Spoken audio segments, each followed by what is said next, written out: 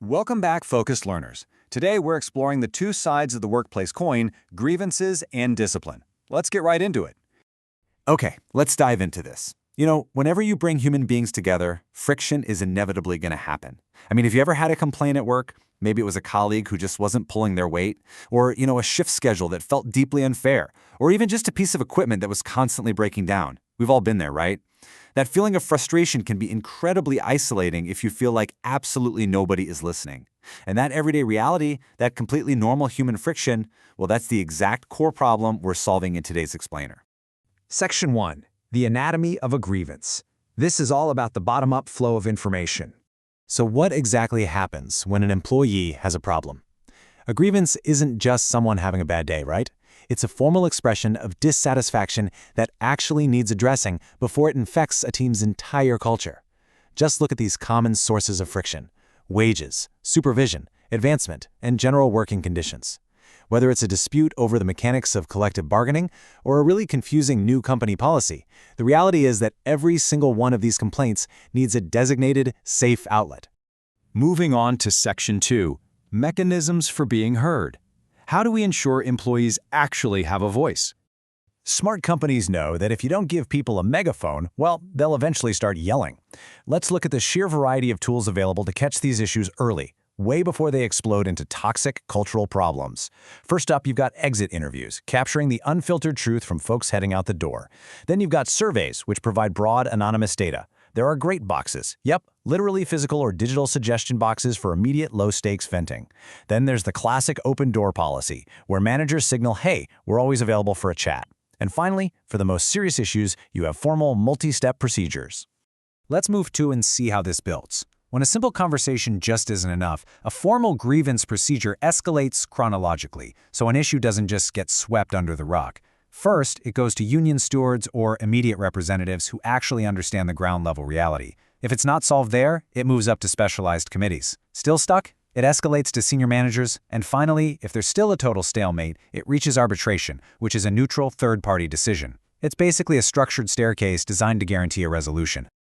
Which brings us to Section 3, enforcing the rules. Let's look at top-down discipline. Now we are officially flipping the coin. Because while employees certainly have problems with their workplaces, sometimes the employer has a problem with the employee. Look at the extreme ends of the rule-breaking spectrum here. On one side, you have minor misconduct. Maybe someone is running 5 minutes late a couple of times, or they forgot to submit a routine form. No big deal, right? But on the other side, you have intolerable misconduct. Things like violence, severe safety violations, or theft. And right in the middle, you've got your major misconduct. The absolutely vital concept to grasp here is that discipline cannot be one size fits all. The reaction, the discipline itself, must scale appropriately and proportionally with the severity of the offense. Let's just slow down our pace for a second to really emphasize this crucial piece of legal and ethical jargon: natural justice. This is the unifying philosophy ensuring all enforcement remains fair.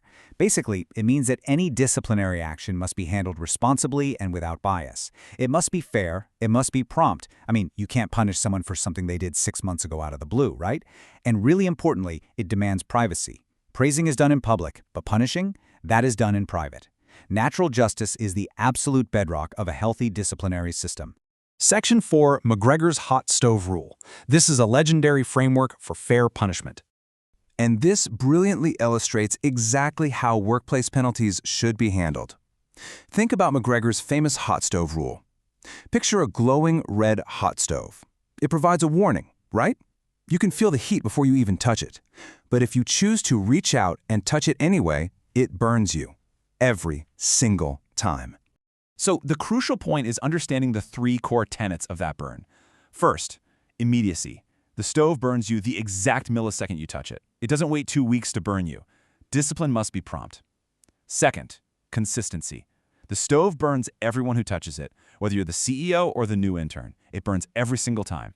And third, impersonality. The stove isn't angry at you. It doesn't hold a grudge, and it certainly doesn't yell. The burn is simply the natural, unavoidable consequence of touching the stove. So discipline must happen without delay, without bias, and completely without emotional vindictiveness.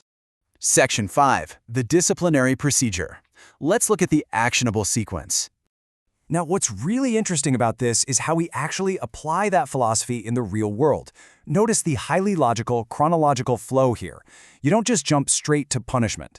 Step 1 is problem definition. What exactly is the specific rule that was broken? Step 2 is fact collection, gathering the evidence without jumping to conclusions. Only then do you reach Step 3, penalty selection, scaling the discipline to the offense. Step 4 is the actual application of that penalty, and Step 5, which let's be honest, so many people forget, is the follow-up, checking in later to see if the behavior has actually improved.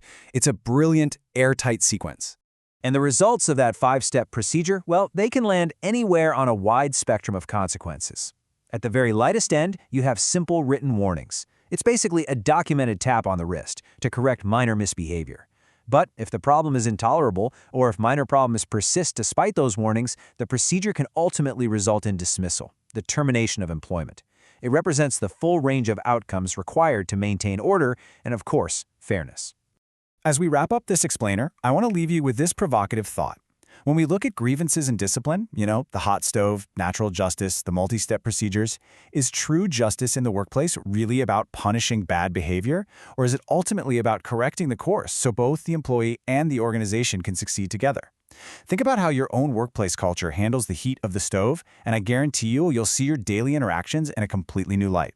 Keep learning, stay focused, and I'll see you in the next explainer.